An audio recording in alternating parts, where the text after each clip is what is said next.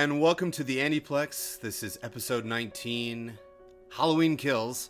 I'm your host, Andy Majorano, and joining me today, another huge Halloween fanatic.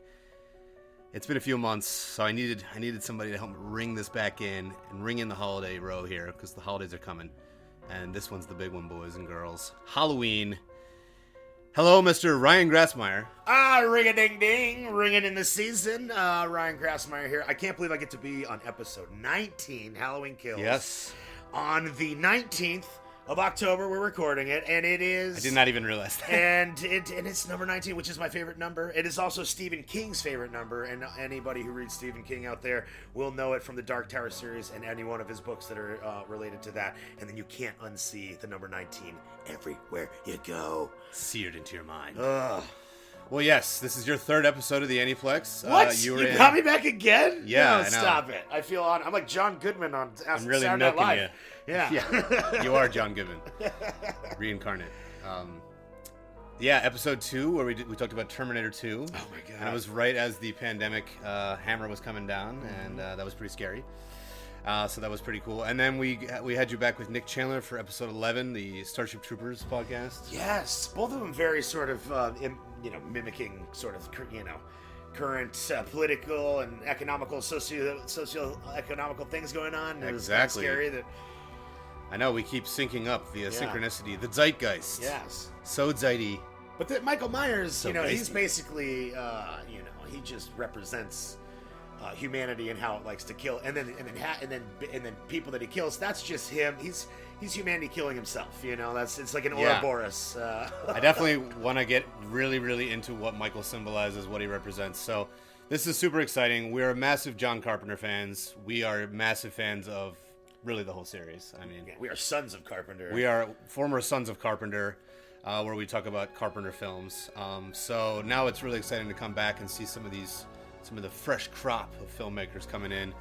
Like we have David Gordon Green, who's the director and writer of Halloween Kills, which just opened and we got to see on Friday at my place because thanks to streaming on Peacock.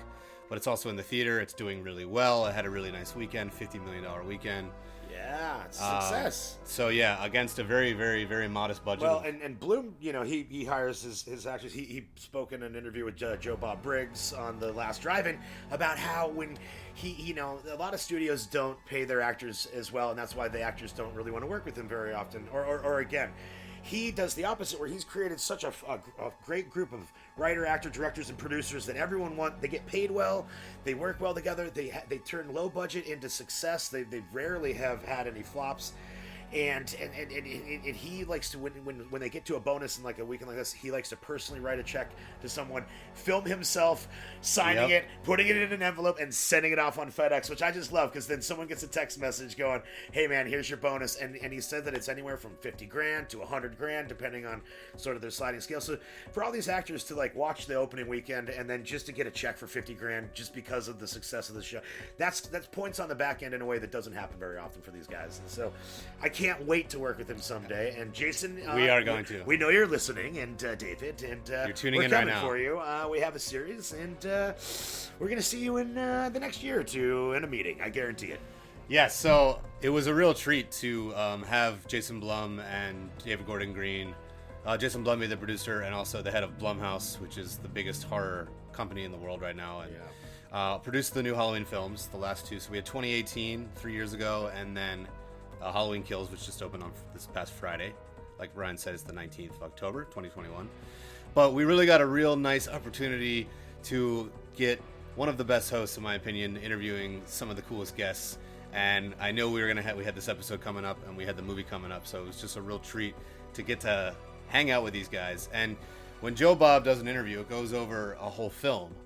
And in this case, it was 2 films for a Halloween special. It was the Halloween Hoedown.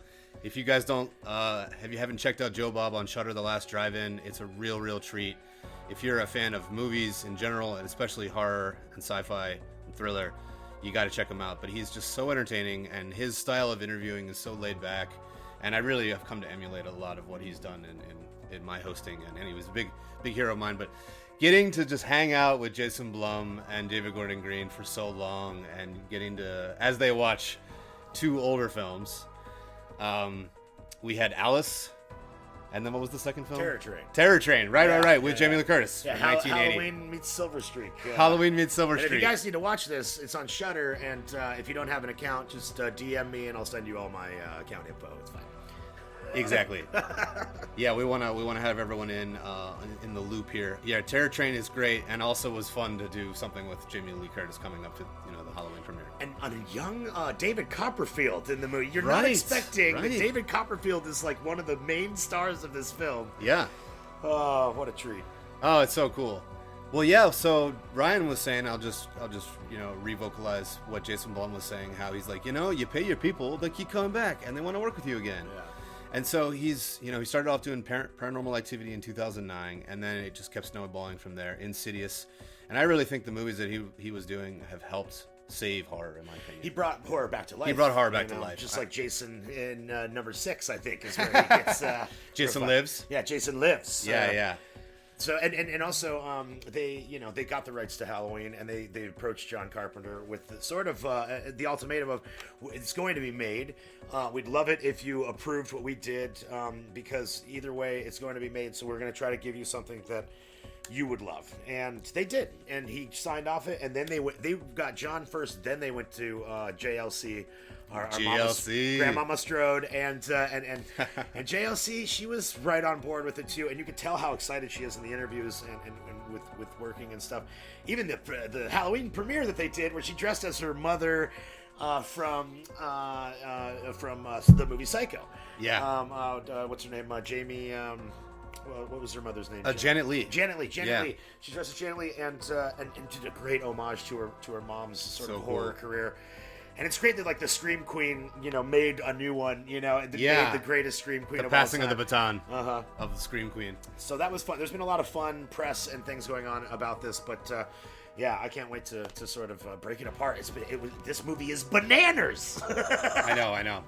Real quick, before we get into kills, I want to just do a little lay of the land, how things have been going. If you've listened to Ryan Grassmeyer on the previous 2 episodes he appeared on, you would know he is an actor. And I'll let you take it over. Stupid Jeff, the character that you portray in now Danger Force, the spinoff of Henry Danger, is back. Yeah. Isn't it? It's about to air, yes? Yeah. They brought Stupid Jeff back for an episode, and it was probably the most fun I've ever had on film. So, we've been sort of on pause. So cool. Because of the pandemic and such. Right. We're back. We're back in the studio, and they wrote an episode. It's called Dude, Where's My Man Buggy? And Stupid Jeff gets to sort of go on a really fun rampage. He picks up a fellow villain that you would all recognize that are fans of the show. Mostly, 8 to 16-year-olds are watching this television show, but it is, they write it so that the adults will dig it. There's an episode where Stupid Jeff breaks into an eyeglass shop, and it's called Specs in the City. They try to get jokes for the adults and the kids. Clever.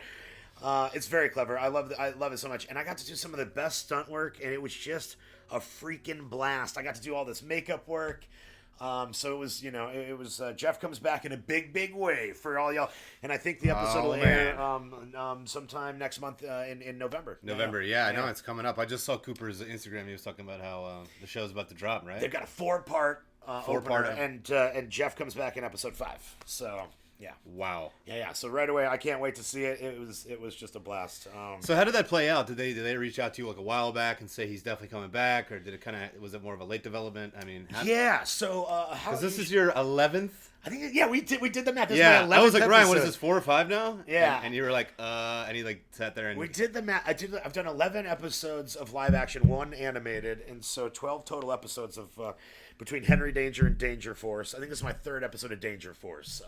I'm in the pilot where they do a great thing where they sort of buy the rights to all the villains by having everyone comes back. Yeah, all the new heroes that they got. They don't really know how to use their powers very well, so they're not very trained, and they accidentally blow a hole through the side of the prison, and we all sort of spill out one by one. Nice. Doing our catchy little fun taglines, and then absconding into the universe. It's like a Batman episode where it was Arkham definitely Asylum, like a Batman episode, and that's what I love about it. Yeah. There's such the sense of humor, They don't take themselves too seriously until they do, and they do really have these heartfelt episodes. There's one, there's a few that'll, they'll bring you to tears and stuff. Even the finale was really emotional. It's a great show, man. The finale we did of Henry Danger, it ends with Henry's funeral, and my character goes up and does a whole stupid eulogy where he's reading out of the barbecue, the grill Bible. So there's like there's like, the normal Bible, and then he's reading like, yay, will they have the barbecue sauce and cut the veggies and make them plentiful? And it was so stupid. But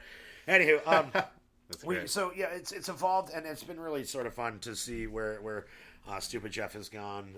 And it's just been an honor. They gave me a last name in an episode. They really built my character into a real person at one point, where we meet the Bilskis, we meet the whole family. So it's been cool to watch his evolution and be a part of it, and sort of like not expecting 11 episodes. So yeah, wow, over 2 series. Yeah, since 2013, I think I've been playing this role. So. It's the longest running kids show, Henry Danger, right? It's the longest running Nickelodeon live action series of all time. We went like 119 or 120 some episodes, 129 episodes in live action, yeah. Live action, and then we did, and then now a spinoff. And now a spinoff, yeah, and unbelievable. Yeah, it's been a lot of fun. That is just so cool. Yeah, so you've really got to you've really grown up with Jeff. You guys have grown up together. In a way, we have, we've leveled up in many ways, and so I've got to be a part of his journey. There's been points where I worked with police officers, and I've sort of questioned them about criminals and things like this, and I've got to actually talk to real cops about sort of buffoonish criminals they've dealt with, and stupid stories they have of like just the dumbest criminals they've dealt with, and just hearing it from their perspective, I've really sort of doubled down on Jeff's perspective. Like, Jeff is the good guy. Everyone else, the cops, the heroes, they're all the bad guys. Jeff is like a criminal mastermind good guy to himself. To him, he's on the right side of this thing. So that's a lot of fun to play. And everyone else is just mucking it up. But earlier, I'm sorry, I rolled right over the question before, which was what sort of we do in the process. They call me. They put actors on what's called a veil, where they check your availability and they pin you down. They go, okay. What happens is usually the casting department gets the script, and they see that this character is in that script, and they go, oh, cool. And then they reach out to the agent. Agent reaches out to the actor, going, hey, your character's coming back. Are you available for this? And then you immediately always say yes, and then quit whatever job you had because you could actually be a working actor this week or whatnot. Yeah. You get to go into Burger King and throw your paper hat at your manager and be like, I don't have to do this next week. I'm gonna go be a criminal on television. So there's that, and then sometimes it pushes, and the schedule gets kerfuffled or whatnot, and you just have to sort of keep yourself ready and available for it. But this show it's really such an honor to be a part of something that's so professional and well put together. I never thought I'd have the opportunity or honor of being having a fan base. We've got these crazy fans that draw our pictures, and just when we meet fans in public, make toys. Yeah, we're like, we're on T-shirts and all this. But we meet a fan in public, and like immediately, it's like a really humbling, surreal moment where, I always get down sort of on one knee, because I'm a big guy, I'm like 6 feet tall, and I'm kind of booming, and I don't want to scare the kids, so I get down right at their level, just to go, hey, what's up? Tell me about your favorite part of the show. Ask me any questions and I get to sign autographs, and my autograph is it's literally a snowman with sunglasses on, a sun that's also wearing sunglasses because she can't even handle her own radiance, and then a flower made of hearts. And I put that on an ID a long time ago, so now it is my official signature. If anyone wants to, steal my anything, that's my signature. You can just go ahead and steal my identity with just that, but you don't have no idea which order those go in. So good luck. Nobody can mimic you. Only 5-year-olds can steal my identity properly, I think. Yeah. And I have the worst handwriting. I've never been asked to sign anything. I know, I'm looking at it right now. Are you I sure? know. I take notes. Are you sure I'm not a doctor writing prescriptions? What is this? I know. I take notes like for right now, and then I go to look down and I just can't read it a darn word. But there's something about writing it by hand. It just like puts it into my brain. I don't know why. More than writing it. I mean, I take plenty of notes with the keyboard. Well, that's absolutely cool. Can't wait to see more Stupid Jeff. Yeah, man. What a cool thing. And it's been a real treat to see you. And then we have Last Best Hope, which we do together. Yes, Last Best Hope. The radio play about a hapless crew lost in space. And Andy plays many, many characters, including one of the main characters, our ship's computer, DOUG Doug. And we're going to be we're just getting back in the writer's room. It's a sci-fi comedy. We're lost in space and time. Check out episode 11. We had the other co-conspirator, Nick Chandler. You guys created the show together. And a real honor to be part of it. Also, Cooper Barnes, who's also on Henry Danger and Danger Force. Mm-hmm. And his wife plays two of them. And his wife, Liz. She's a great comedian. Yeah. What's the website? Last Best Hope? I think it's called lastbesthope.com. I mean, if you just look up Last Best Hope Podcast, you'll be able to find it. Last Best Hope Podcast. It's on all the major outlets. If you're bored on a drive or you're taking a really long bathroom break, it's perfect for that, you know? Yeah. It's really, really funny. If you're a fan of sci-fi, it kind of has the old-timey radio vibe, but also... the ensemble is just really, really fun, and it's so fun to be in the room and do it live when we record. And yeah, I can't wait. We're gonna get the team back together soon. So excellent, awesome. Yeah, season 2 is coming up. So cool. So we both love Halloween a lot. I'm not gonna, not to toot our own horns, but not to toot our own candy corns. I've never heard of it. What Halloween? What is this thing? What is this? And in LA, it stays kind of warm here until like 3 days ago, and then now it's actually starting to feel kind of crisp, and it's in the air, and it's infectious, and I'm so pumped to do this podcast today, and we just watched Halloween Kills for the third time now? Fourth time for me. Fourth time for you. I had to do it twice, like back to back in the same day, like I was renting a VHS tape. Yeah. And it had to go back the next day, and I was like, no, we got to watch it again. We got to watch it as many times before we got to return it. Yeah. Well, real quick, what the holiday, not the film franchise, which we will dive into in a second, but what is it about Halloween, if you could put a finger on it, put a bony finger on it, what do you think for you makes it so awesome? I think the reason that I love Halloween so dang much is that it was the holiday built for the actor. It was the holiday built for the performer. We get to wear costumes. We get to put on makeup. We get to scare people. I would build a haunted house. Become something else and put on a character and really get into it, Yeah. Like, I am a vampire. When I was young, my mom used to let us just pull the Halloween box out as soon as October started, and I would dress up like a vampire for 3 weeks, Like, I would come home from school and just I would just put on an old costume and live in it, and it smelled awful.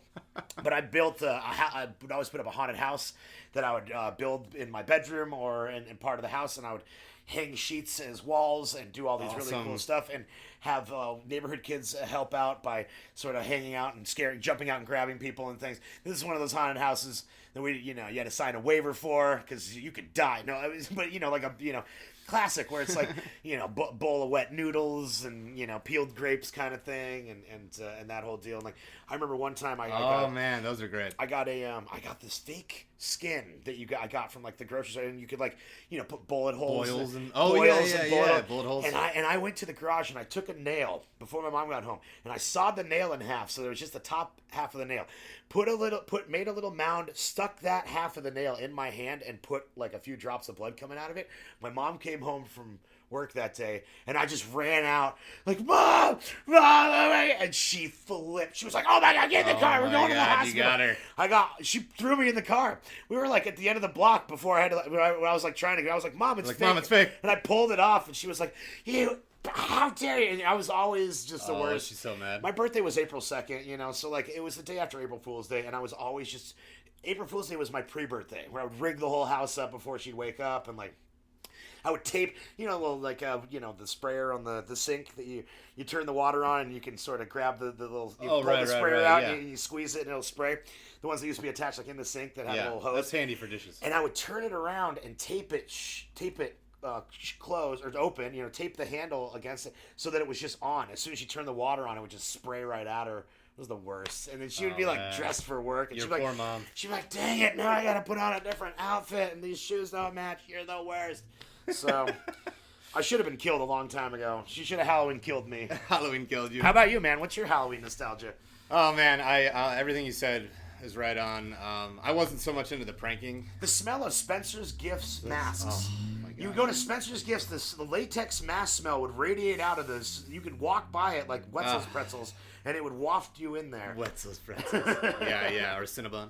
Yeah, exactly. Right, no, Spencer's Gifts is the greatest. We will find ourselves talking about that and reminiscing about that a lot.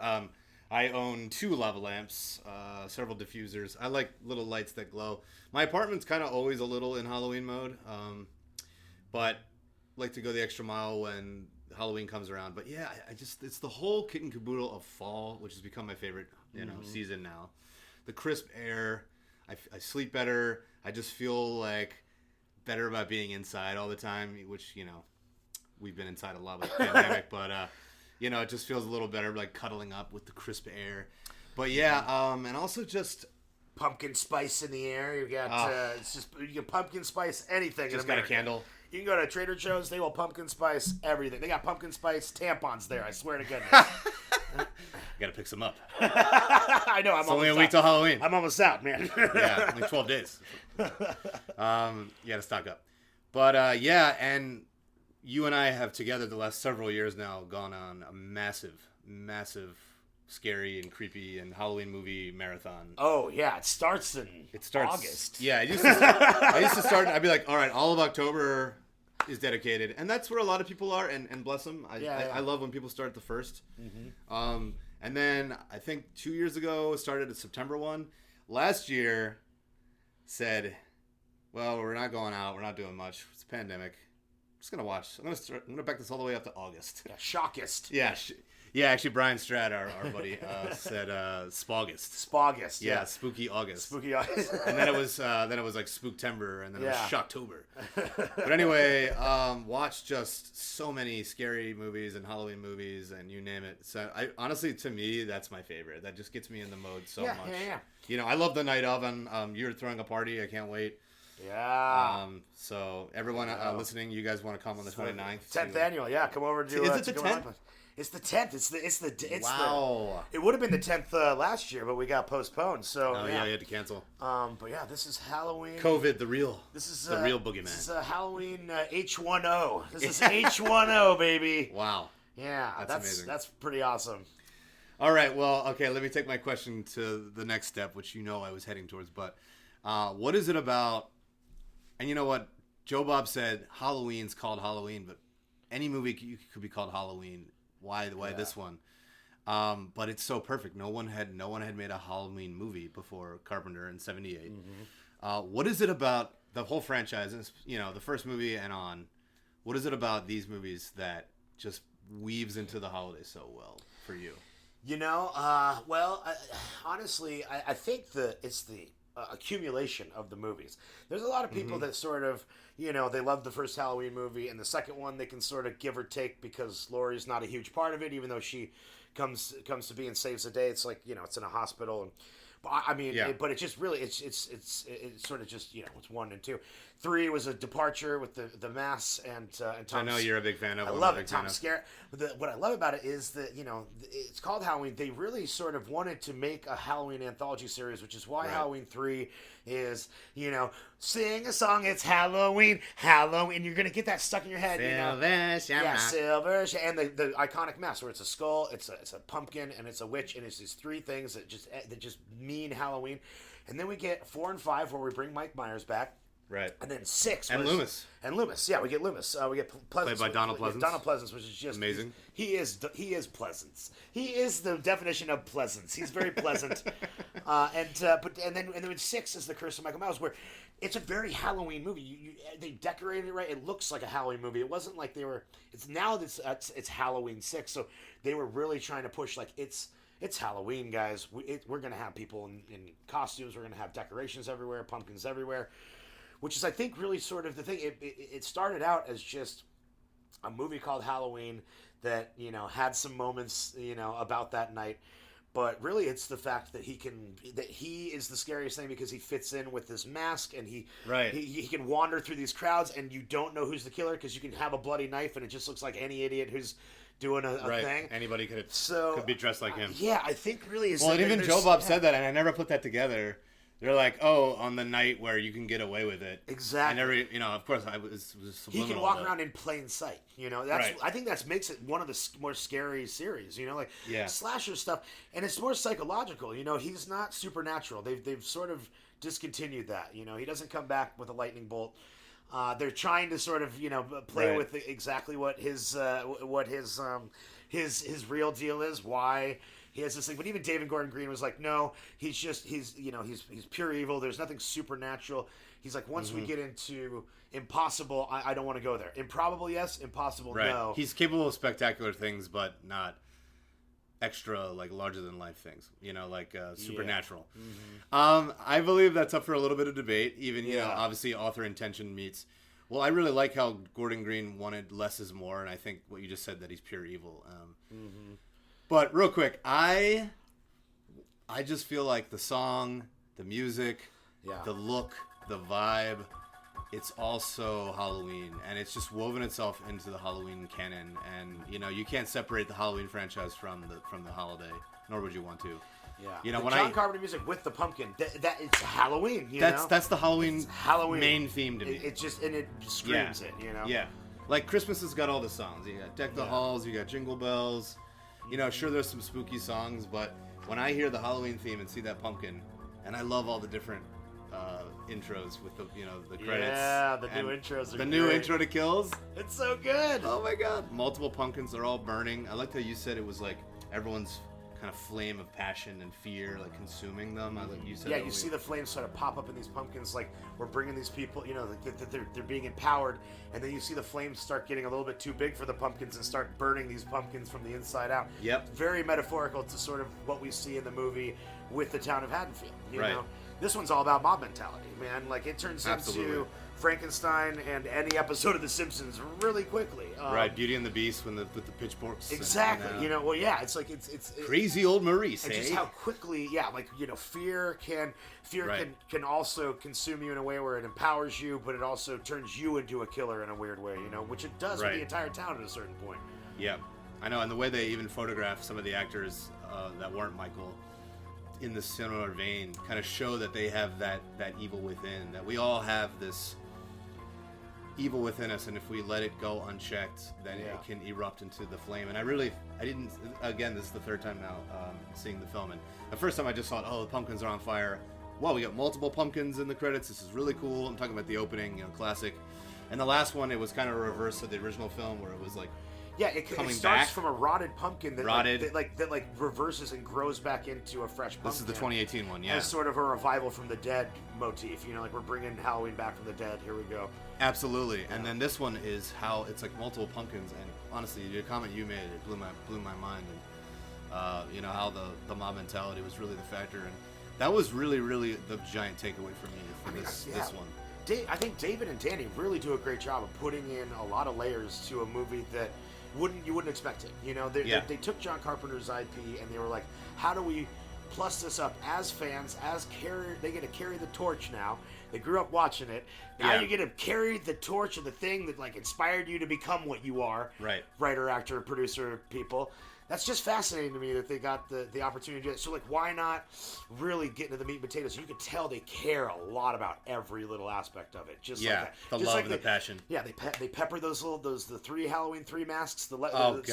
They pepper all those over in. it. Just literally in the first movie, they just pepper it in real quick. Boom, boom, a couple of slides. And then in this movie, they feature the hell out of them. They really go for it. This is a part of the universe, guys. Every one of you people that hates Halloween 3, we're so sorry. We folded it in a way that you can't.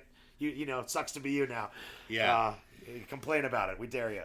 Oh, man, 3's so good. But I think the reason 3 gets hated on so much is just because it really is the black sheep without Michael being there. And people missed Michael. Yeah. So I could see if you went in after seeing 1 and 2, and then you saw, in 1982, you saw 3. I could see you being like, wow, what happened? Where's Michael? But then you get a bunch more movies. So. But it's got Tom Skerritt, and Tom Skerritt is a national treasure. I know. And it ends with him, and you never know really sort of, it leaves it on a note where you don't really know how it ends. It's so good. Anyway, back to Kills. Tom Atkins. Tom Atkins, yeah, he was a national treasure. But back to the Atkins diet, as you call it. The Atkins diet. We were watching all Tom Atkins movies for a week. I was watching like The Fog, and then I was like, and then Halloween 3, and I was like, guys, I'm on the Atkins diet if you need me. Well, yeah. So I love what you said about the mob mentality, and I really think on one hand, I think. At first, I was like, oh, man, Laura's not in this one as much. And it's very, very, very much a similarity for me with Halloween 2. Mm-hmm. Laura's beat up. She kind of did what she had to do in Halloween 1. It picks right off of that. This one doesn't pick right. This one actually does pick right off of that. I'm sorry. Again, that's another similarity too.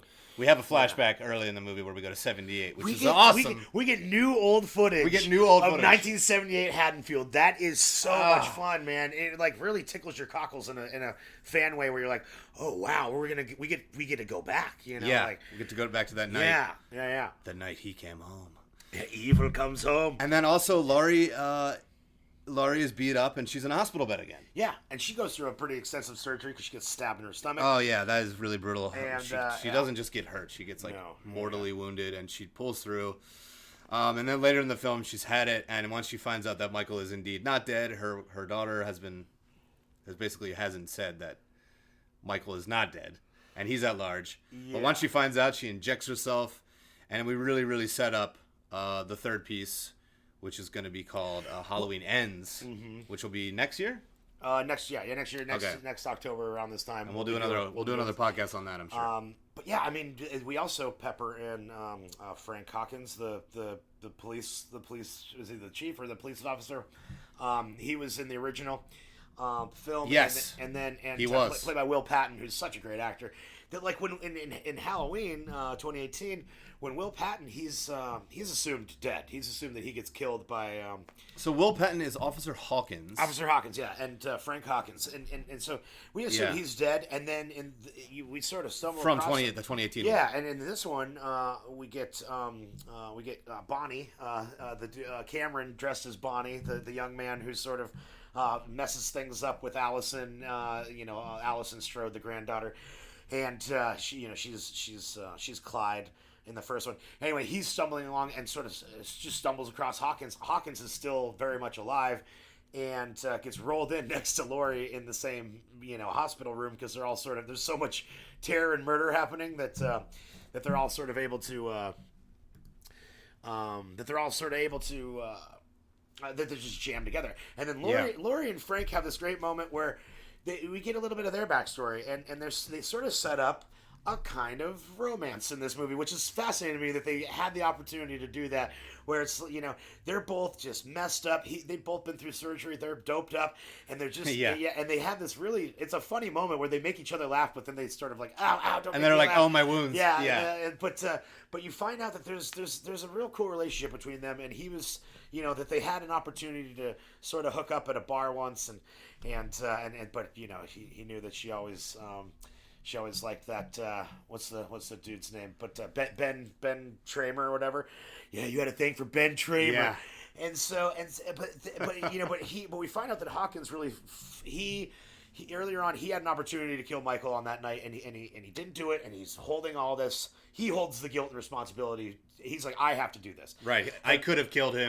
He was on the ground. I had the gun. Mm-hmm. Yeah, he accidentally kills his partner. It's a really emotional scene. It's played by Jim Cummings, who's amazing. Yeah. Who was like? Have you seen Wolf of Snow Hollow? Yeah. Well, Jim Cummings, he was like a PA in the art department on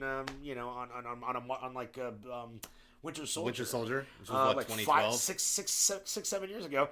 So it just goes to show, you just keep, piling along in this business, and sometimes things just work out real well because now he's doing all these great things. Now he's in Halloween.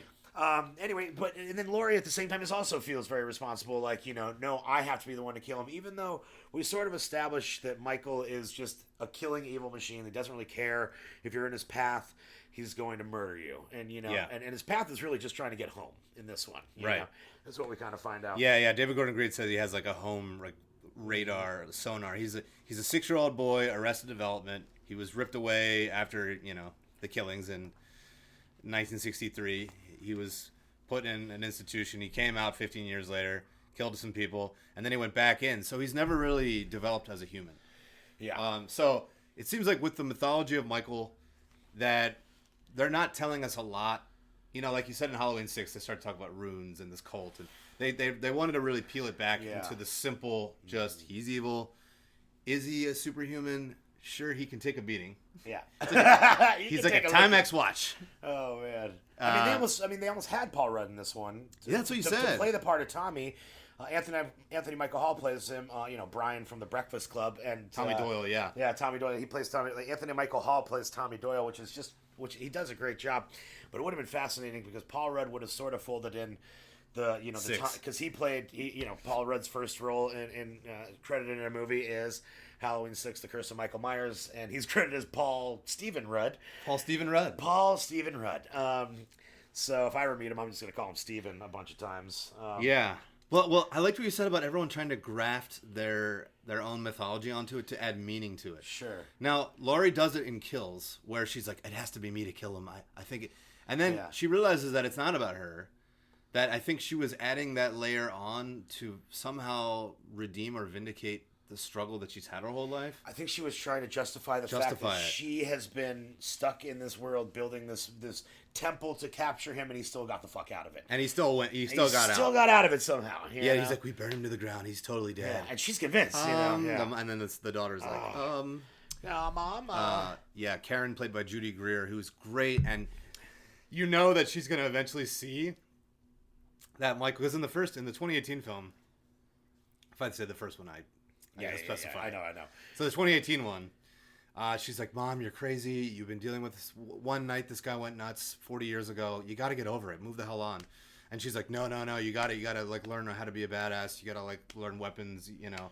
Yeah. And it actually did instill into her all this like how to be a badass. But it was it's like one of those moments where it's such an emotional payoff where you see Karen, the daughter, notice that Michael's actually a real thing.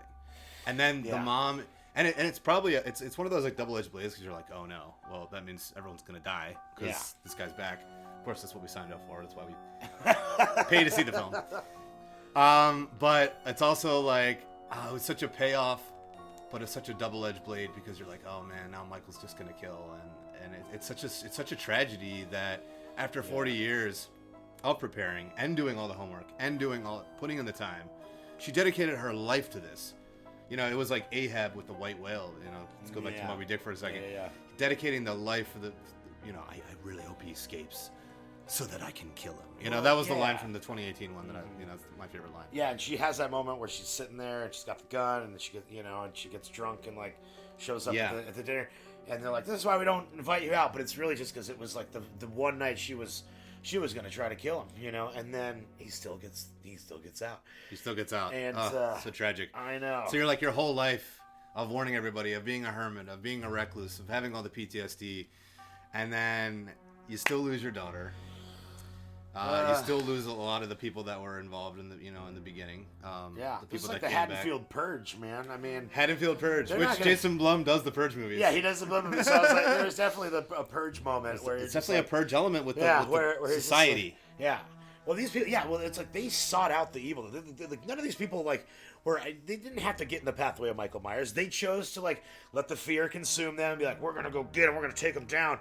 And they go after him, and they immediately fuck around and find out about what happens when you do that. When you actually when you meet up with the man. Yeah, because Michael Myers, it's okay. He's just a man, but he is pure evil, right? He's pure evil, even if he's a man or not. Do you agree that he represents evil? He is. He's like it's like almost like a demon that's in a meat bag. And then he's also in coveralls and a mask, and all these people that are going after him. What I think it was fascinating that they all immediately got guns, but none of them knew how to use them, and it just goes to show you exactly. Which is so probably right on the money, right? And everyone thinks they'd be a badass with a gun, and then they're like, "What do I even do? Where's the safety?" Like, no, clearly it was so realistic. Like the fact that none of them could really figure out, get the guns, at the right. And one chick even, that was great. He just he opens the door on her, and she accidentally shoots her, blows her own damn head off, and you're just like, and you're like, this, you're like, the fact is, you're probably gonna get killed with your own gun if you don't know what you're doing. But yeah, I mean, he's pure evil, and in the sense that we're like, there's a whole town that just beats him to the ground, and Karen throws a knife right in his upper back, and we assume he's gone, and. Yeah. But he literally can live through bullet shots, like so many bullets. Fire. Whatever you throw at him. Squished, pinned. Yeah, things crushing him. I think he's actually, he's made a Stretch Armstrong stuff, so under his skin, he's just that, like, hardened corn syrup. Just a gooey putty. Yeah, he's just that hardened corn syrup that's inside of all the Stretch Armstrongs. So maybe they just got to, like, tie him to a couple of doorknobs like across town and just pull him, because that's what we used to do when we would kill Stretch. You know, I think Halloween Ends is probably going to end up with them drawing, quartering him, and it's going to be Frank Hawkins and Laurie Strode are going to end up together. Because they built the seeds for the romance in this one, and apparently Halloween Ends is 4 years in the future. We're gonna time jump 4 years for the next one, which is only 1 year into the future now, right? Because it'll be 2022 when the time the movie comes out. But in their world, they're still in 2018. So you know, Frank and Laurie will already be living together. They will have their own crazy murder house or something, you know, or they'll have their own weird plan to try to lure him in, or they'll be seeking him out like some sort of Michael Hunters or something that go out on Halloweens and try to find him. So I'm fascinated to see where it goes. Yeah. I really love the use of focus in this movie, dude. The focus where it would be like out of focus and then it would go into focus to get like a mirror with somebody's reflection, like Michael's reflection, or like when they're showing to which not is the show, thematic looking in. Yeah, is he looking at himself. You know, they like to show like the first like escaped mental patient, and then they do that rack focus to like the back of Tommy's head, so it unfocuses when they go over to Michael's face in the news, so no one knows what he looks like, which is great because. Who's the guy? Something Jude, who plays the Shape in this one? It's James Jude. James Jude Courtney. That you can see that it's him from and Nick Castle. But yeah, so Nick Castle, who was the original Shape, comes back, and he was afraid they were going to cut his scene for this. He's basically in one shot. He was in. It's Aaron Armstrong as the Shape 1978. Yeah, so that means Nick Castle and James split. Yeah, so like in the 78 version, they brought in a whole different actor for that one. Because they wanted him to look younger and skinnier. And then Nick Castle, I think he's in one shot. Like in Halloween 2018, he's in one shot. Right. And the only shot he's in is when Laurie sees him for the first time. You know, and he's like, I think he's over there, you know. And it's, so it's the echo of seeing him originally. And that's the only time you see Nick Castle in that movie. That's great. And so it was such a great homage for them to bring in the original, because he's not the same size or shape as James Jude Courtney is, but they sort of, you know, they can shoot him far enough away and this stuff, but it's just to let the actor come back and reprise the role, sort of like the actor who played Chewbacca. I'm blanking on his name right now, but you know what I'm saying? Like it's and then he got to pass the torch to the new actor who plays him, sort of, you know, Peter Mayhew. Peter Mayhew, yeah, because he was getting to the end of his life, and thank goodness he got to actually pass the torch. Yeah, he got to be in Force Awakens. And give it to. So anyway, I thought that was, you know, you can tell that David Gordon Green and Danny McBride care so much about this that they really they wanted to make all us nerds get real tickled, and they did some stuff in this that like I was tickled, Ryan. I mean, the POV shots, the axe coming into the mask of the fireman, and like when the escaped mental patient you know, is falling to the ground. When they force him to jump. Yeah, when Haddonfield murders a guy, Haddonfield are all guilty of murdering a guy now because they force him to jump to his death. But when he's falling, they must have done something on a camera, on a string, with a stunt guy and his hands right in front of, because it was the scariest. Yeah, you get to see the fall POV style. That was one of the scariest things I've ever seen in any movie ever, because it emulated so many times in a dream that I've had where right before you wake up, and it really sort of made me cold inside of my soul. I was like, ouch, man. That was too real. And then they cut to him. You actually see him. The splat. And you're like, oh, man. Oh, my God. That's so graphic. Such a graphic film. Well, and I honestly, I mean, you know me, I'm always mining for the allegory and the zeitgeist. But so the use of POV for me just begs the question. And I think, and this is my own personal thesis, and I could be completely, you know, off base here, but I think that the thesis of this one is to really put you behind the mask, which we literally get to be like, are we the killer? Yeah. Who's really the bad guy here? Yeah. And like you said, mob mentality, the purge. Mm-hmm. And I think that takes a scary concept of a very scary, creepy guy. I think it's scary because it's real. It felt like kind of the real world we live in right now. The real world we live in right now. Where people could, you know, where people will just attack, you know, they'll just especially with COVID and the masks. You get one piece of disinformation and then everyone believes it and runs towards it and wants to kill it and cancel it, and it's gone. And it's like, mob mentality, and now we have the internet, and you know, we have Twitter, and we have all the we literally our last president had to be banned from Twitter because he incited a mob. Exactly, you know? I mean, literally having, you know, it gives you flashes to January 6th in a way that doesn't make you feel good. You're like, no, this is where we're headed, sort of in humanity. Yeah, to watch this happen. This is our darkness. Yeah, it's like we watch movies to escape. I want to watch Michael Myers stabbing a woman in the throat with a broken halogen lamp. Good clean fun. I want to see him just go into town on Larry Clark's back with like 15 Lenny Clark's back, which is 15 knives. Like, and this one was great because, and David said it in an interview where he said, Dave, and I mentioned it too before I saw this, that I was like, it's almost like he's doing art. He's doing some art this time. And he said, he's like, oh yeah, it's one of Michael's art projects. And I was like, the way that David Gordon Green said Michael's art projects. So sick. You just realize that, like, he's pure evil. There's no rhyme or reason. He enjoys it. It drives him. It's what fuels him, like he kind of kills to survive, or that's what gets his dopamine flowing and stuff, or whatever's flowing. He's like a shark. He swims in the water and he kills. And it's like in Jaws. It's just like, so that, I guess. We even have the police chief that's like, we got to keep Halloween open tonight, guys. This is a Halloween town. We need Halloween dollars. Yeah, and so we have the Jaws moment, which is very Jaws. Yeah. So to me, it just all sets up this beautiful, because I honestly think that the 2018 one was about pain and trauma and its effects on a person and how it's terrible, but also somebody who prepared for something that they knew deep down in their gut was going to actually happen, and then did. Yeah. So it's one of those. They're vindicated a bit. Yeah, they're vindicated. But in an awful way. But in an awful way, and then she's still unable to save her daughter, and many people that she loves, and well, it's still up to, we don't know if Karen, we do sort of see her. Here's my theory. We don't really see the end is a little. I've seen it fast. I've seen it 4 times now. Yeah, and we know what the original ending was because we have a friend who saw the screening years ago. Right. And we we actually know what the original ending is. We can share it with you now or not. I don't know. But this one, what I noticed after the 4th time is that she really does a lot of. It's a lot of arm stabbies. You don't see a lot of knife into body. Yeah. And she is lying on the ground. Her eyes are sort of still open. But, again, Frank Hawkins was lying there and was stumbled across and fine for this movie. So hopefully she's around for the next one. It would really sort of kind of disappoint me if she didn't make it. I feel like it's, it might be too many Strodes. I like the whole generational Strode girls. Yeah. Like, kicking ass together, and we got to just have grandma and her granddaughter. It just seems a little slim pickings. So, it also would set up Laurie becoming very. I mean, she's already been this kind of like grizzled badass. This will crack her egg. This will crack her egg for sure, and she'll just. I think this maybe what it'll take for her to like finish the job. But anyway, not to get too ahead of ourselves. The only way to kill him is the vengeance. But anyway. So who do you think the true villain of Halloween Kills is?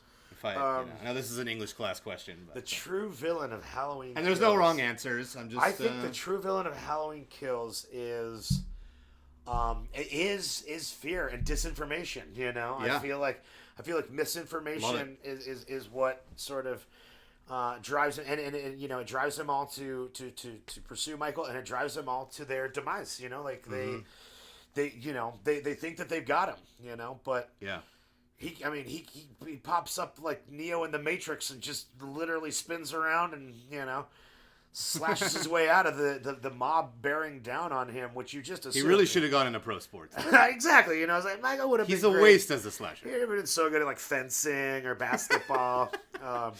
Yeah.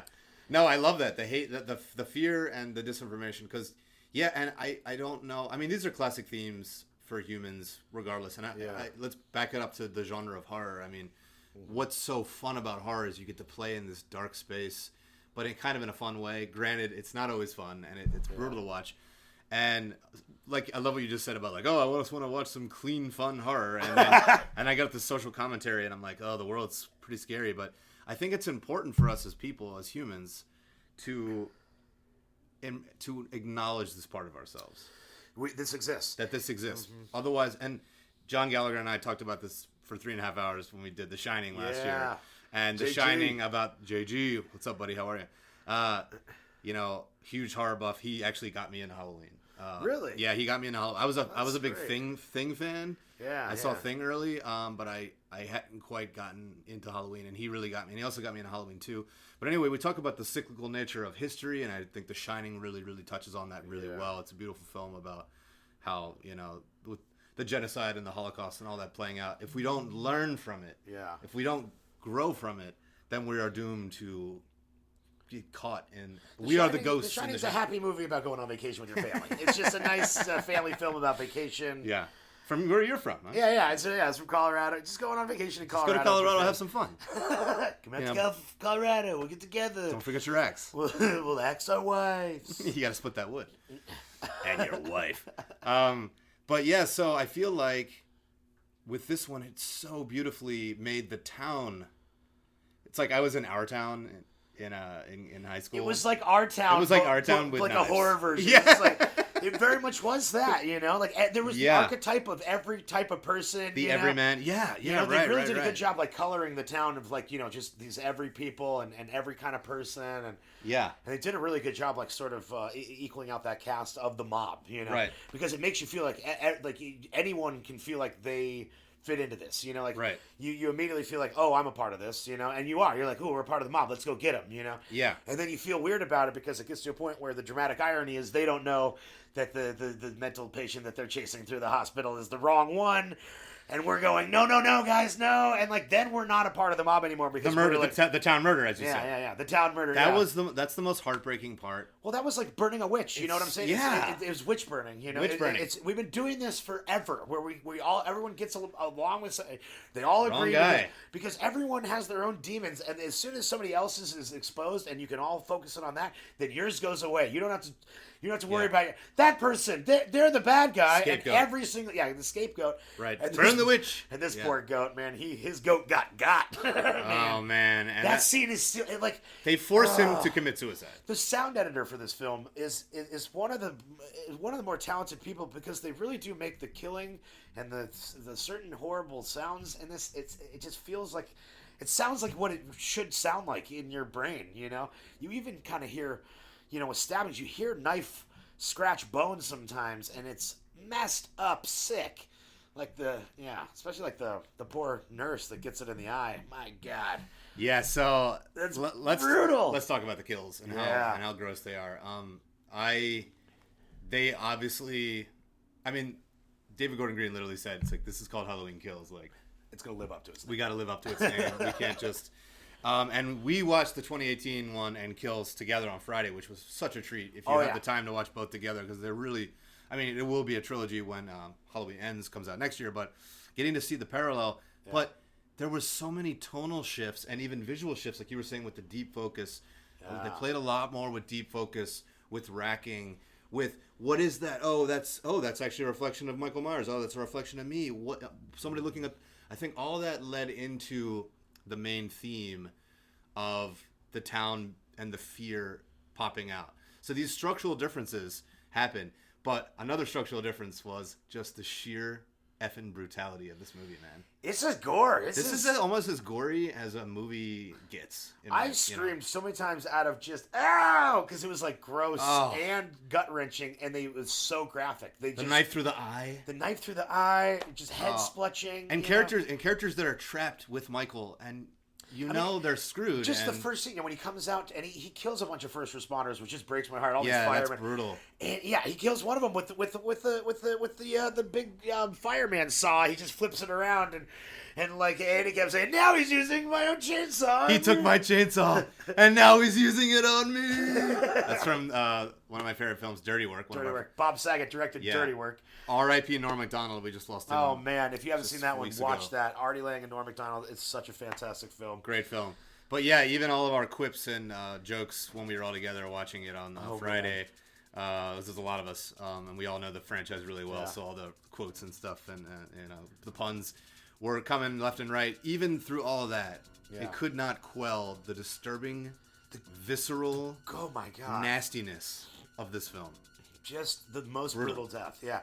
And he's like, he's like pushing his thumbs into people's eye sockets. He's like skull crushing.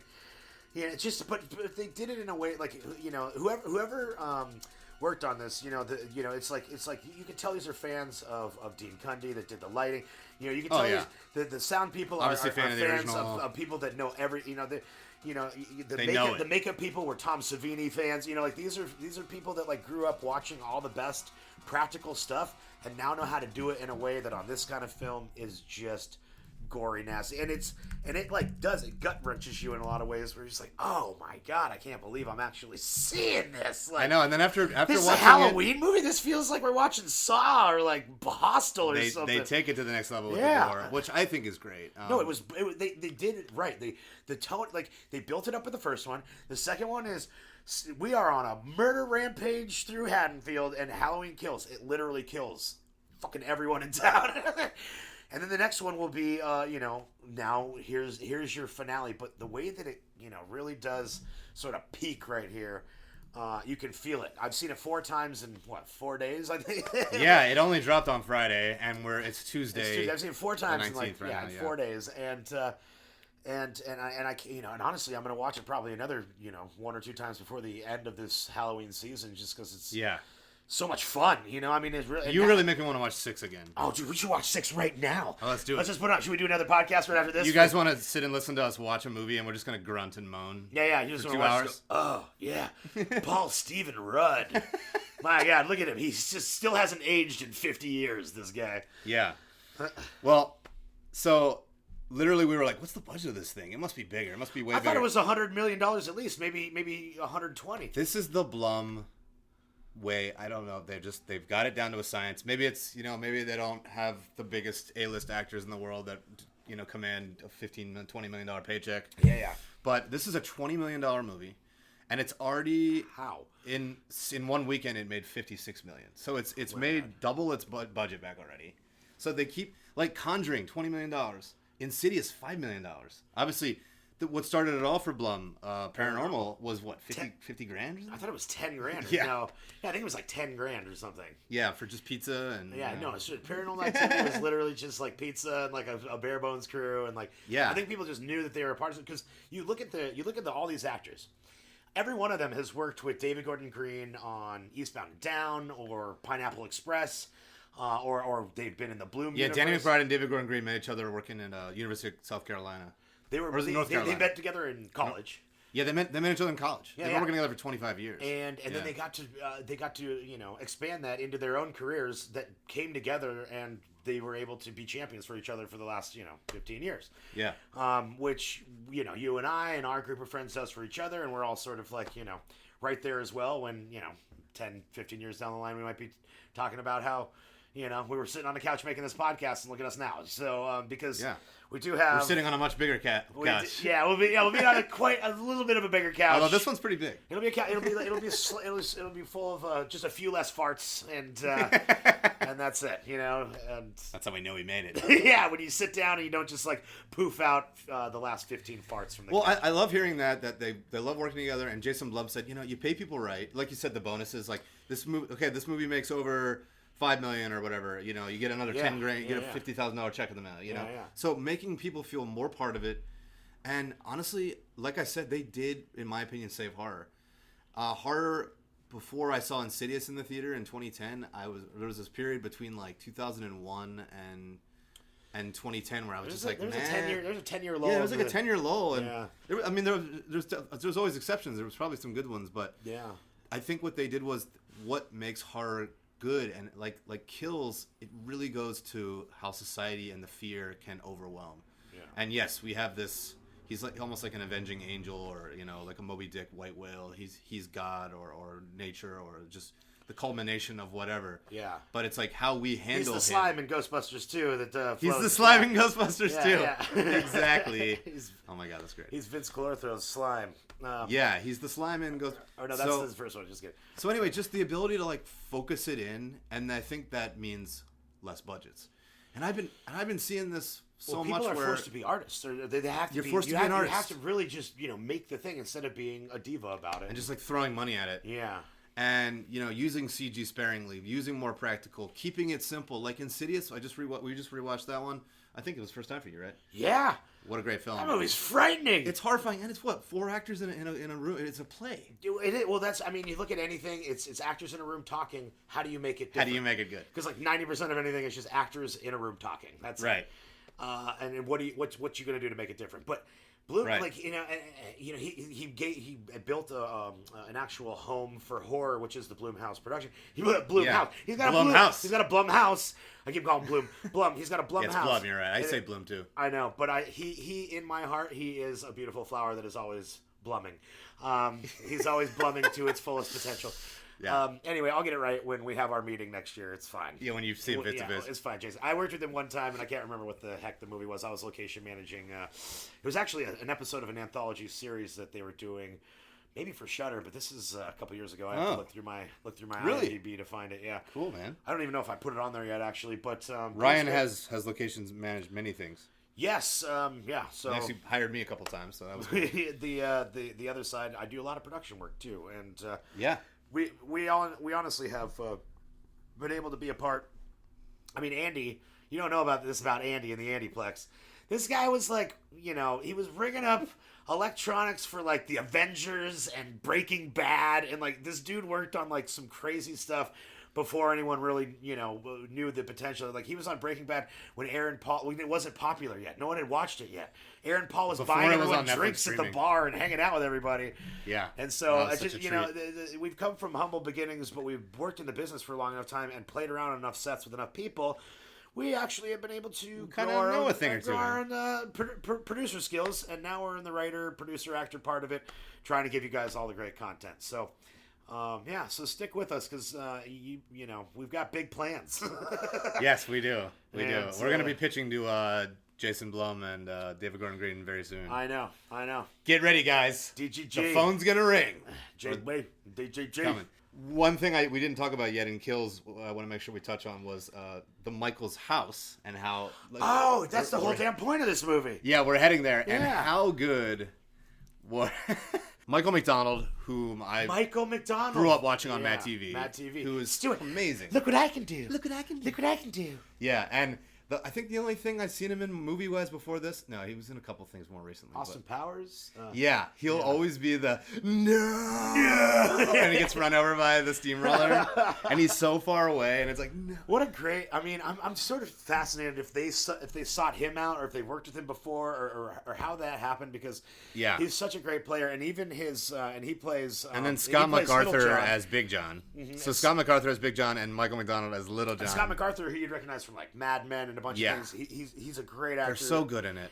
And the two of them together, what a fun chemistry! And it's, one of them's the smaller one who's Big John, and one of them's the bigger one who's Little John. And they sort of, when Michael gets, he gets into they see a bloody handprint. There's someone in our house, and it's not us. And they each grab a knife, and one of them gets the charcuterie knife. Yeah, and he's like, great. I've got, and it's Big John has the tiny knife, and then Little John has the big knife. This incredible gay couple is now the residents of the murder house. Yeah. Which I thought was a nice irony and a nice twist because it's fun to see the old house and the old layout. You're like, oh my god, there's the original shot in Halloween 1 when they come up the POV shot coming up the steps. It's like there's the steps, there's the railing, there's the upper landing, there's the downstairs like hallway landing, and then you get to see it like all decked out in like fancy. It's home decor. It's home like decor. It's like perfectly, on. Yeah, it's a perfectly decorated, like beautiful gay man's apartment. Yeah, house. and they inject what I believe is such needed levity. And after watching it today, I really because you're like, oh god, this is brutal. I'm loving it. I mean, I'm a huge horror buff. Well, it's nasty. It's a lot to process but because it's a lot. It's overstimulating. Yeah, and for you your need senses. like a respite. And they provide the way of actually bringing it back a step and giving a little B story. But they they do a whole thing where you show don't tell when you write. You show, so they're showing the house, and then they have this great Halloween prank that happens that they get pulled into, and they're like, "You kids, you don't even know what house you just pranked." Like, do you even know Michael know fucking Myers' house? And, like, yeah. And that was just great because they got to like you kids are too young to They even know what literally this is say about, that. and they got to tell the origin story to these kids that had The no next clue. generation that are like completely oblivious. Yeah, like to the kids that like never seen Halloween. They're like, we don't know what happened 40 years ago. Yeah, if you never saw like the original Halloween and you've only seen 2018, this is for the fans that are young that are watching this. The younger fans to get you caught up. And it gets you caught up. What I really hope it does is it inspires them to, if they haven't seen it, to go watch the original and go down the rabbit hole of the 10 before that. Because I love them all. Even the 4 and 5 are sort of on the fence because people they didn't really like the return of Michael Myers and this and that. I just love any Halloween property, and and it's just fun to sort of go on the journey of all the silly places. It's such a rich because Pleasance is in a lot of them. They keep bringing Pleasance in. Pleasance is great, and even seeing him come back in this one. Oh my god! So that was so trippy, it looked so good. It wasn't like in Rogue One when they cut too close to Palpatine. Yeah. Or no, to Grand Moff Tarkin's face. Grand Moff Tarkin, yeah. And you're like, oh, you're getting a little greedy there. Just keep it wide. Yeah. The deep fake on this was Peter Cushing's been dead for a long time. They did a really good job bringing him out of the grave, but in this one, they kept it. They never were really tight on him. They kept it really far away. Whoever did the voice, you could tell it was somebody else. That's a guy that's a famous voice mimic. Great so artist. He does Donald Pleasance on stage. I was reading up that he does a one-man show and he does all Harrison Ford and all these guys. Donald Pleasance is one of the they must have gone and found like who does Pleasance the best. Yeah, like who even does Donald Pleasance impressions, and they found this guy because he actually does a really good job. But and then the body double is actually one of the art department guys. Like it literally was one. Like okay, that makes sense. I wanted to just find out because Loomis was played by an art department construction worker, kind of like Harrison Ford was a construction worker for Lucas. He was like, "Come on, my movie." Yeah, and then he's like, "I need you to star in my movie." They kind making this movie called Star Wars. I wonder if maybe he just had the right body type, or they were but he's just he works for constructions. He's in the art department. It's one of the many teams that make this possible that are all sort of on the fence about going on strike right now, right? Because we're sort of getting pushed around by the producers and Anywho, so it's just fun to see. That's the real horror. Like in Twin Peaks, Bob, the bad guy, Bob, the scary sort of the bad guy. That guy was from the art department. And you can find some freaky weirdos in there. That's great. And he just had that long hair, and so it's like David Lynch was just like, you need to play this part, and he was like, I don't really do that. And he's like, no, I'm going to direct you. Just play this part. You just look like what we need. So I thought that was really fascinating because as soon as Loomis pops in, you're just like, holy shit! Was this footage already shot? Yeah, and it looks so good. Well, it just looked like because they did a grainy thing. They made it they look a little. Snip it out. Yeah, they made the '78 stuff look like old film a little, which was a really nice touch. Yeah, they aged the film just so that when you pop back into '78, it feels like you're watching the original. It has that very original Halloween movie. Yeah, more grainy look for sure. It looked nice, and it's just so cool to be back to '78. What a. But was it hubris on Little John and Big John's part? Yeah. It plays out like a comedy in the middle of the movie where you desperately need some comedy. After so many kills, after he's working his way there, and he's coming. Yeah. So these guys are screwed. Yeah. They're screwed, and they keep getting pranked. So it's like, okay, well that makes sense that like this famous haunted house or killer house would be, the subject of some pranks on Halloween. But of course, they think Michael is the next prank after being pranked a few times. Very nicely by this one triad. Yeah. With the razor blade and the vomit, and that was really committed there. That was gross. that was a messed up prank. That was a messed up prank. But it was a good one. I mean, that is trick or treat. That's the trick part. Yeah. Everyone's entitled to one good scare. Exactly. So these guys are effed. Big John and Little John are doomed. But there's this kind of comedic beauty in the way they play out their night. What is it? Big John's smoking pot and listening to records. Yeah, he's listening to It's And he's like, I thought we were going to do a movie. And he's like, no way, baby. He's listening to some old jazzy. Yeah. It's Halloween. It's Halloween. Let's put on some records and something. Let's get high and listen to some old records. Want to get high? And then he's like, I'm tempted. And the little like just isms that they have, and I know they let those guys play, and they're obviously brilliant actors. Apparently, Blake told us that there was a lot more of them in the original cut. Oh yeah, they cut out a bunch of those guys. They probably ad-libbed a whole nother movie like Wake Up Ron Burgundy. Probably. We should, yeah. There's gonna be a supplemental, Halloween Big John Little John edition. Yeah, exactly. Oh my gosh, I'd pay to see that. But there was this kind of like again, I really felt it this time. Again, I'm mining for the allegories here and doing my English homework here. But there was this hubris in to think that Michael wouldn't come back. That this house. Maybe you should leave this house alone. Maybe they got a great deal on it. Yeah. It's a beautiful home.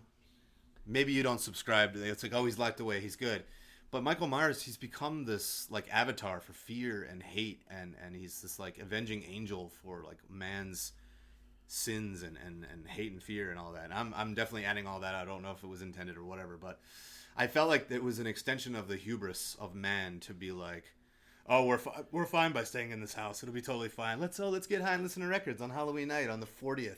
Yeah, you know what I mean. Even when they know he's in there, they choose to defend the house. They choose not to run out of it screaming. Just be like, screw this house. And yeah, screw this house, and like they defend their own space, which I also thought was a great choice as well to like show, like we're not gonna let him push us around. We'll take him, you know, and just the confidence that they had of like, and the way that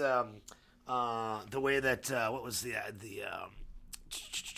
Scott MacArthur, Big John, the way that Scott does the where he starts taking his jewelry off, like he's gonna get in a fight, and he's taking all his watch and his rings, and then he throws the robe off, and he's like, I got this knife, and he grabs the little charcuterie knife or whatever, and then Big John's like, I have this knife. And you're just like, oh my God, you guys, you're bringing a knife to a knife fight, but it's against Michael Myers. But it's against Michael Myers. Who's much better with it than you could ever hope to be. You're bringing two knives to a knife fight, but I'm telling you, he's gonna get you. He's gonna win. And they offer like such little resistance, and they just get cut down. They get cut down, and it's just so the sad. most brutal. Like, he gets like stabbed up in the armpit, like it's just the worst. And then his face, and then Michael recreates their little couple photo by setting him up like. Oh my God! His little art project. Yeah, with all of his kills, he's a 6-year-old boy who has a penchant for the creative arts in his kills. Oh my God! Gosh, that was there's just such a I love how the movie keeps giving you like they should have known, like this thing is, and it was like even tonight when Tommy Doyle takes the stage at the talent show in the beginning of the movie, right before Michael strikes. He's like, oh, does anybody remember the Haddonfield Boogeyman? And it's like, like yeah, they're thinking they're gonna see some stand-up comedy, but and he literally was like, are you guys too old or too drunk to remember? And I really feel like that was the kind of movie saying like, these things happen, and if we're not ready for them again, then we're effed, Yeah. And so it just kept feeling like this was this kind of morality, brutal, albeit morality play, working itself out over and over again. And it's just such a train wreck once it gets all cooking. And this one just beautifully had the town, because I remember in Halloween 2 the town was a part of it too, and there was a kid who got killed. He gets crushed by a car. He's the one that's dressed like Michael. He's dressed like Michael Myers, which I guess is like a Halloween costume at the time. Yeah. It wasn't just that one. That was on the shelves. Because they just like roll right into him. They just like crush him into the wall. Yeah, and then they're like, oh, we got him. It's almost like in Jaws again, where like they get the one shark. Yeah, You're like, that's the pussiest looking shark ever. Like, there's no way that's the fucking shark. But and they're like, that was a little kid, and it wasn't him. It wasn't Michael Myers. We had to like get the teeth to identify.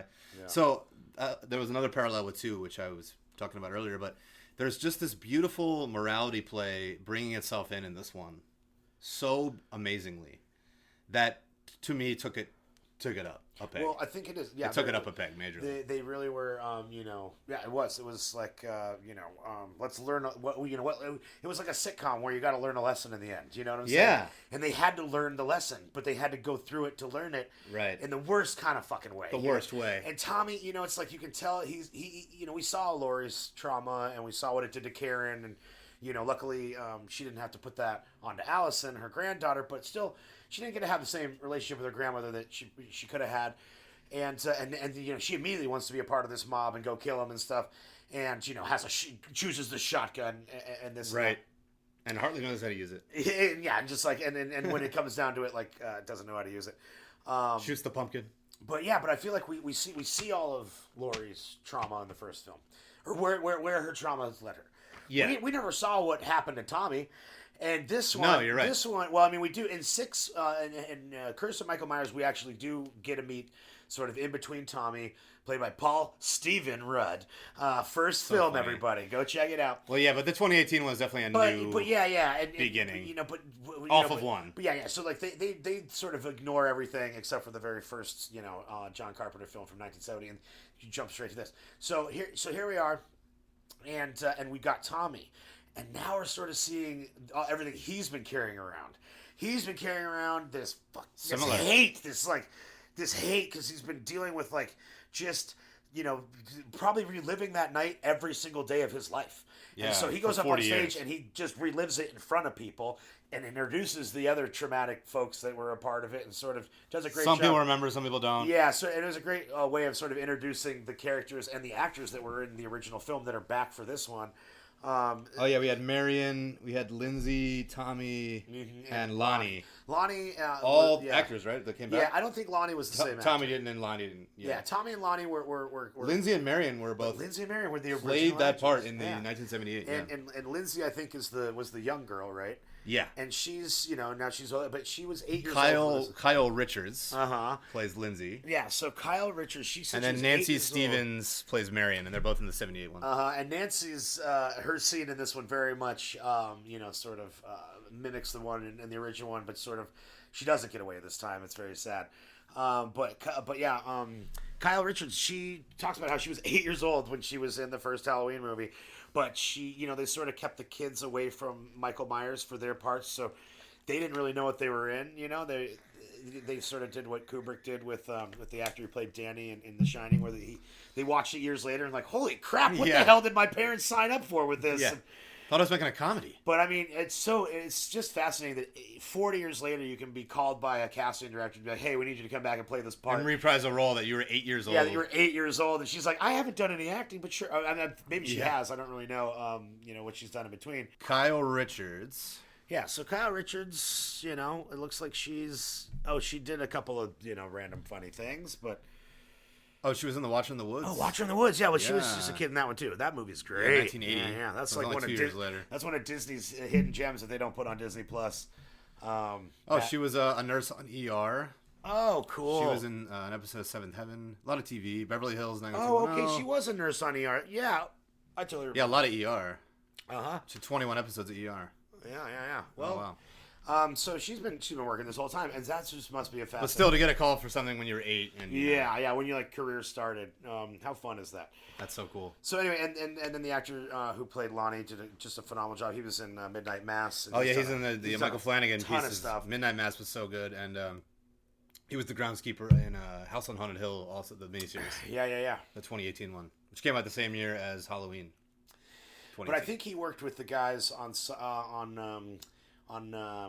Eastbound and Down or one of those, or a lot of them. I think he was actually on Righteous Gemstones and Eastbound and Down, and he might have even been in Pineapple Express. But I think he's been working with these guys forever, and so how fun. And so that's another thing. It's like, building relationships in this business is a huge part of it. And Robert Longstreet. Bob Longstreet. What a badass.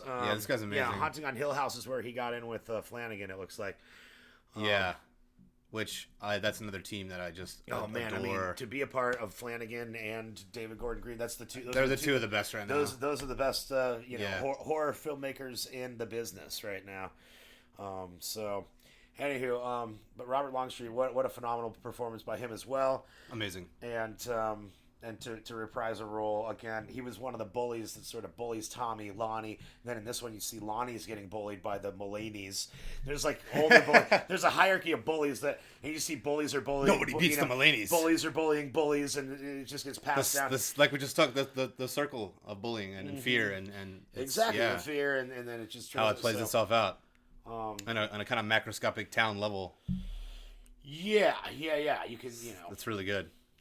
Everyone's just a Mike Myers in the making, Yeah. All it takes is stabbing your sister in the tits, or whatever he He stabbed his sister in the tits. It's such a great line. So do you think that Michael's looking out or looking in? Oh, so that was the other thing. When he's standing there looking out. Yeah, and so they What do you think, Ryan? Well, so I'm sort of, I think that I'm with him where he was staring at his own reflection so long that he made himself kind of crazy. Yeah. Where maybe he or the way the lighting was in his house when he was a kid, the lighting would, how it is when there's lighting inside but not outside, and it'll reflect your reflection on the thing, but you can't really see out the window anymore. I think that's what was going on. And he stared into his own face long enough that he drove himself mad. And and that was sort of his origin story, and and basically, right, or developed a multiple personality and was talking to himself like Smeagol through the mirror. Go kill your sister, stab her in the tits. I know, but anyway, it's I really do. I think, and that's why when we see people come up to that window throughout this movie, we see Jim Cummings. He walks up to it and he goes, and it's such a great line where he's just like, Haddonfield. He's like, where nothing ever Yeah. He just gets brutally fucking And before murdered. he can finish his sentence, he gets Michael Myers gets him. The same with the very end of the film when Judy Greer Karen goes up and she's looking out the window, and then Michael Myers is right there, and it's like don't look out his window. That is Michael Myers' window, and he does not like it when anyone else looks out besides him, man. That is his window. That's his window, man. But it's fascinating because I really hope they do sort of explain a little bit of that with the next one and the house and stuff. But not explain too much. Well, no, because Halloween Ends should just be the beginning of another trilogy. Come on, let's keep it going. Let's keep this. I mean, if the box office stays like this, Ryan, come on, man, give us a Halloween series on Shudder, man. Kill Halloween kills. Like the new original Halloween series on Shudder, written by Andy Majorano and Ryan Grassmeyer. I'm in.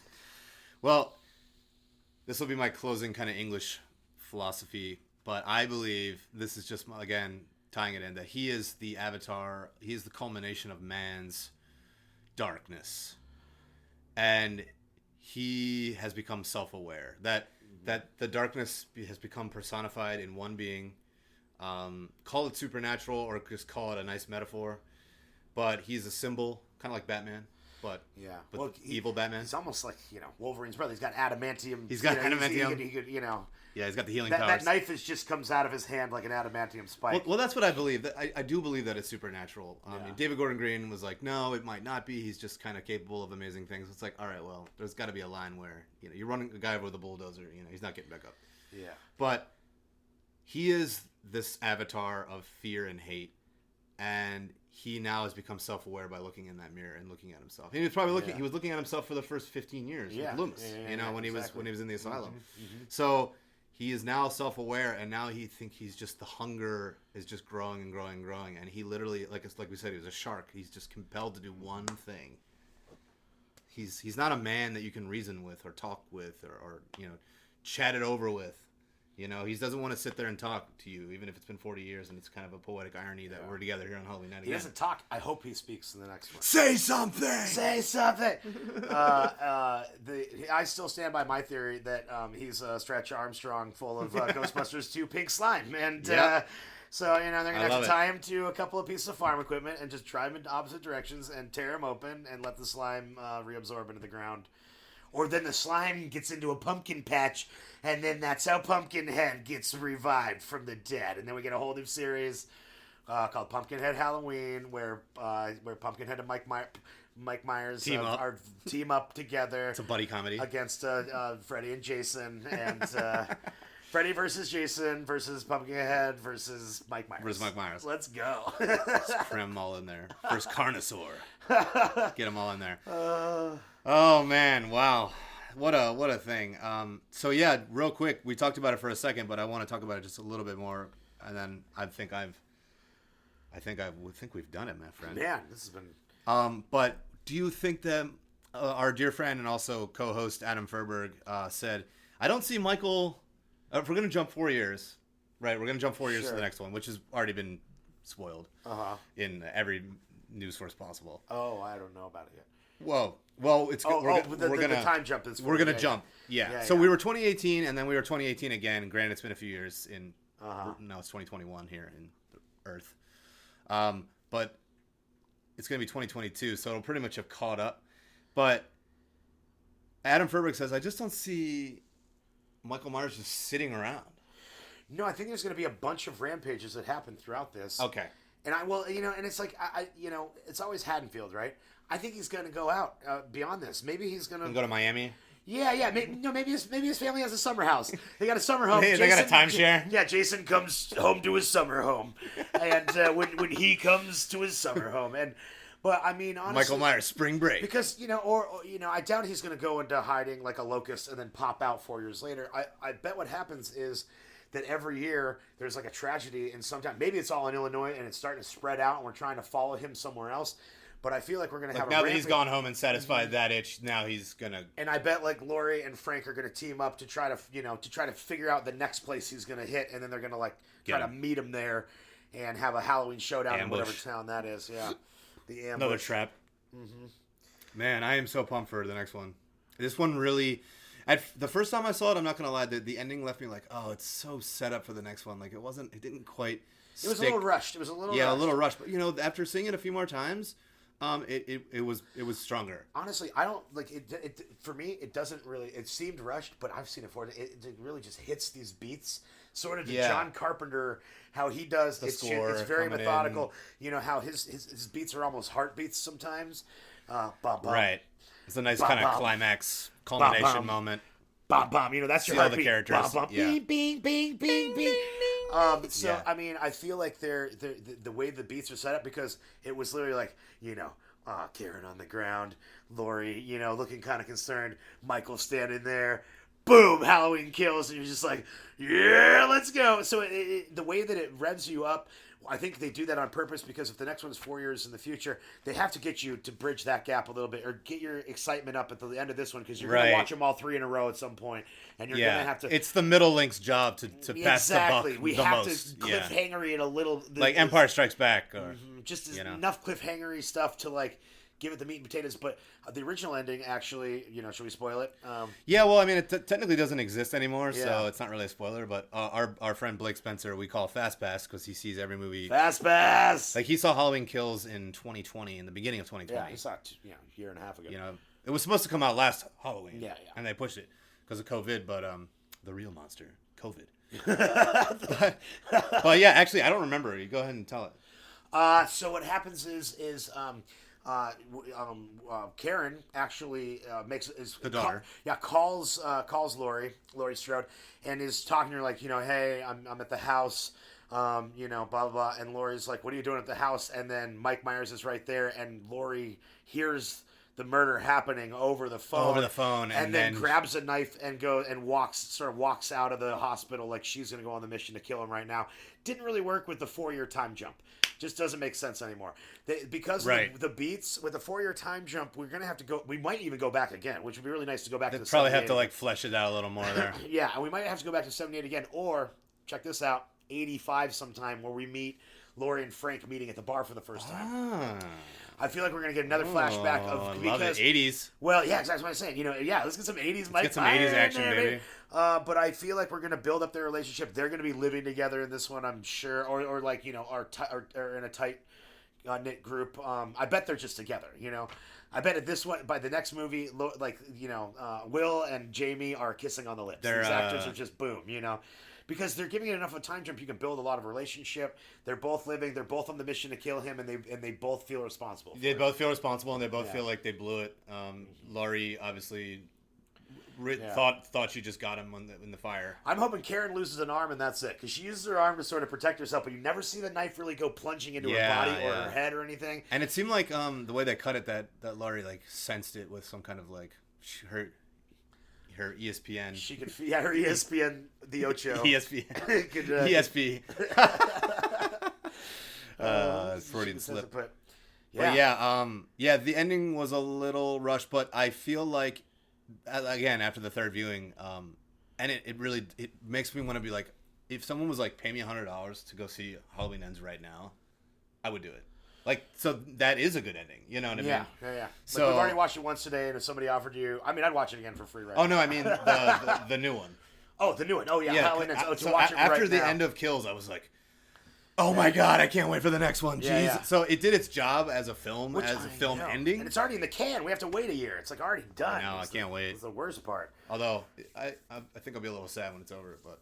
Well, me too. But we also we will have had, 12 Halloween movies to have fun with. And as we found out with the Joe Bob interview, David Gordon Green now has the Hellraiser. Yep. He now has, I'm spacing on it. Oh, Exorcist. He has all these old IPs that they're going to bring back. And he's been working for years on them. And he's like, I love what he said about, and you touched on it earlier, how do we nail certain beats that we must hit as for the fans of these old IPs? But also, if we don't put our own fingerprint on it, it sucks. And so he takes it very, very, very seriously. And after his performance with the Halloween films, I'm excited that he has other IP in his hands. Yeah, he wants something for the old fans and the new fans. He's like, how do we give something for everybody? Which I really love that he cares that much. You can tell how much he the love cares, is there, and he's dude. a fan. Yeah, yeah, and you just watch him in an interview. He's got a Frankenhooker He's T-shirt a super on. cool guy. Yeah, he's got a Frankenhooker shirt. You're like, I love you. That Joe Bob sent him when he was a kid. He wrote a letter. That's right. He wrote a letter to Joe Bob when he was a kid. That was like, when he was writing in the newspaper in Texas, right? Yeah, Dallas.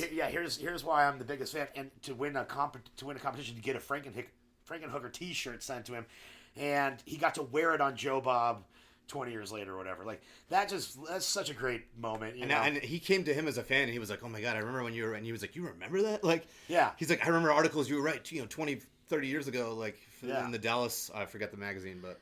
David, you can tell he's a genius. You can watch his wheels spin, and and he's got a really kind of cool, odd cadence about him, where he's got these really sort of his eyes shoot. His eyes are wide open, like you believe whatever he's telling you. You're like, oh my god, yeah, because he is so into what he's saying. He's the fastest slow talker, the slowest fast talker. Well, he only uses the bottom half of his mouth to talk. I feel like he's got this really cool thing. But when he talks, it's like doof, doof, doof, doof. Yeah, comes at you. It's just constant knowledge. He knows his craft so well. He knows it that he was able to take on this monster and the next monsters. Hellraiser and Exorcist. And he'll be able to give everybody exactly what they want. And bring it into the next generation. Mm-hmm. And he directed Pineapple Express. He Eastbound and Down. These are hilarious shows and movies. Yeah, he's showing his range. He knows to do comedy and he loves to do horror, and he really did do a good job, sort of peppering in Big and Little John for our comic relief in this one. And there's a couple other moments, like when Frank and Laurie are bonding and stuff. There's really endearing, real moments, like really real moments. And that's what makes it so textured. If a movie is just nonstop killing and just violence, like I said, what we said with Little John and Big John, like it needed that levity in the middle of like this calm, kind of serene moment, even though they were screwed. But it added so much more to the characters in the town. And it broke up the pacing, so we're going on a roller coaster instead of just a flat line. Yeah, pacing is everything, right? And that's very important. Like even in Jaws, he's like, "Come and chum this," and it was like a laugh, and then the shark pops out, boom. Yeah. So it's like how to lull him and how to surprise him, and you're kind of a magician doing tricks, And there's something he said in the interview with Joe Bob. Everyone watch Halloween Hoedown on Shudder. They watch Terror Train and Alice, and I forget which movie he said, but.